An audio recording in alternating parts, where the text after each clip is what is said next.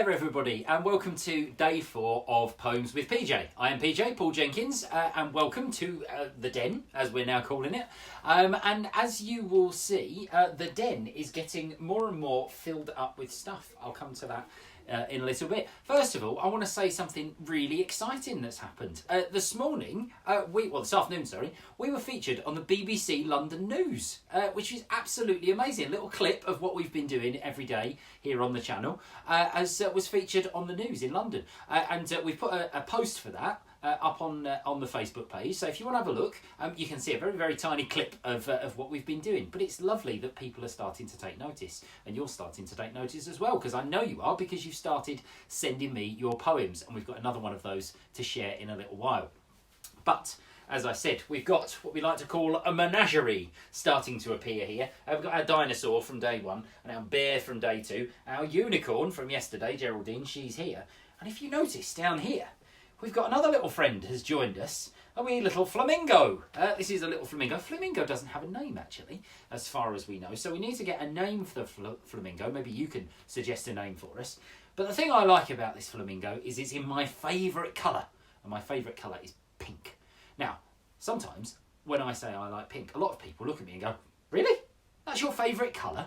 I had a little boy once in a school in Newcastle said to me, no, it's not your favourite colour. That's my best Newcastle accent.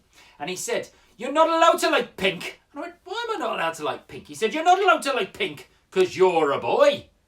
And I said, I'm allowed to like pink. I'm a 42-year-old man. I can like what I like. And he said that pink is a girl's colour.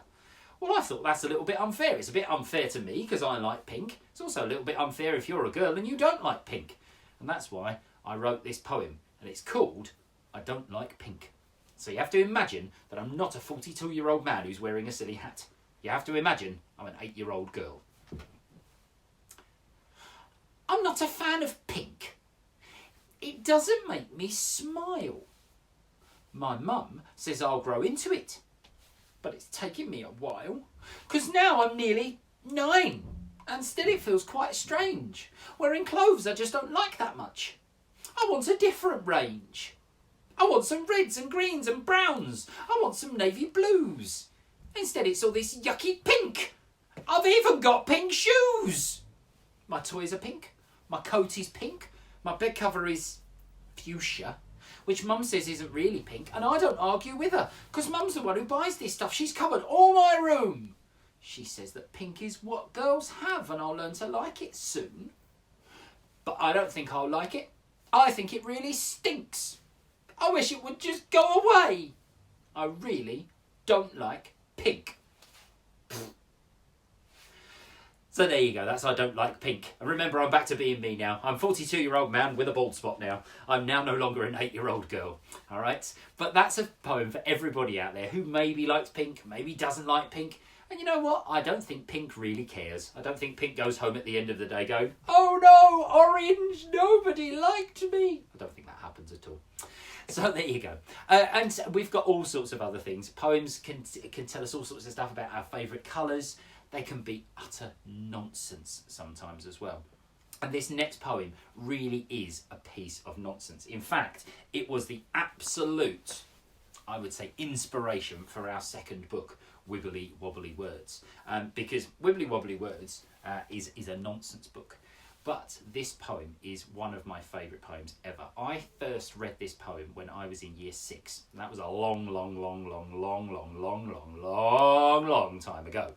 And I still remember all of the words from it because I got glued to this book. And it was by a poet called Spike Milligan, who sadly isn't with us anymore. But he wrote some of the best pieces of nonsense poetry. And this one is called On the Ning Nang Nong. On the Ning Nang Nong, all the cows go bong, and the monkeys all say boo. There's a nong nang ning, where the trees go ping, and the teapots chippa chappa choo. There's a nong ning nang, where the mice go clang, and you can't just stop them when they do. So it's ning nang nong, cows go bong, nong nang ning, trees go ping, nong ning nang, mice go clang. What a noisy place to belong. On the ning nang nong. So there you go, that's the Ning Nang. And if you look at a collection of Spike Milligan's poetry, I can guarantee that you will find that one in there. It's one of his most famous poems. And he was a fantastic poet and a comedian and somebody who really knew how to show things to audiences. If you ever get the chance to look him up, he was a very, very silly and very, very funny man. Now, as I mentioned earlier, lots of you have been getting in contact with us. After yesterday, after we announced that we're going to be sharing some of your poems with some of those people who might be a little bit cut off at the moment. Some of the people in care homes who they can't receive visitors at the moment because they're at risk from getting the illness at the moment. So what we've done is we've said, well, what we'll do, we'll connect everybody up and some of your poems we'll be able to send to them. We'll have to send them on an email or in a video or something like that so that they can then look at them and then maybe they can send something back to us as well. Well, you've been doing that. We've had loads of them come in and I've got one here to share from Cora. Now, it's Cora's last day at school today as well. As many of you, it will be their last day at school. And she's written this poem, and it's a really lovely poem, and just sort of started to think about what we've got, and it's made me cry a little bit. So it's called Life. My mum always told me to cherish my life. Never to lose it, and to grip it tight. Never to cry, never to fight. Never listen to the dark, but trust the light. And I thought that was a lovely message for at the moment, because we're probably all feeling a little bit cut off from everybody, and we're all feeling a little bit like we're on their own, and sometimes feeling like it is a little bit like the dark. And actually, we do need to trust the light a little bit. Things are going to be all right in the long run. We'll be okay. Everything's going to be great. In fact, a lot of your teachers, I know, are quite upset today. I've been speaking to teachers all day long. I've got lots of friends who are teachers because I used to be a teacher myself. And I know for some of them, they're really upset because they might be saying goodbye to their year 11s or their year 6s who they don't know whether they're going to be able to come back to school or not. And some of them have said it's really, really upsetting. And so I thought, well, for our last poem of today, I thought I'd do one just for the teachers. And as we all know, because you and I both know, that teachers, they don't have lives of their own. Teachers, they all live at the school, don't they? That's exactly where all the teachers live. They all live in a special underground place. And this is the story of them. Our teachers live in an underground house, and they never, ever leave it.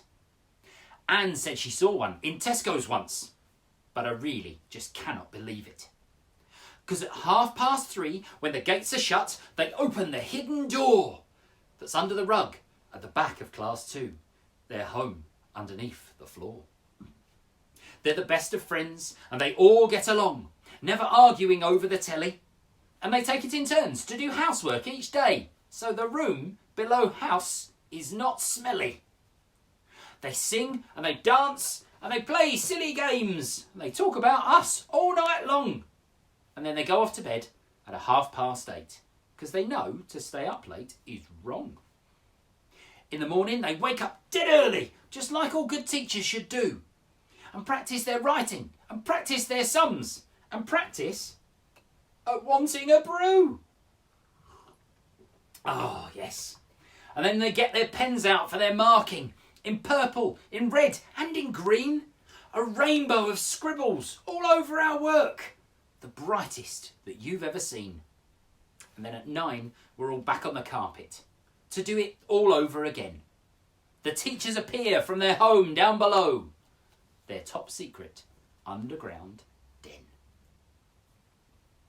So there you go, that's the secret story of your teachers. Now, I know, obviously, lots of you are going to be a little bit upset about what's happened today. Some of you have had to say goodbye to your friends and you're not going to be seeing them for a little while.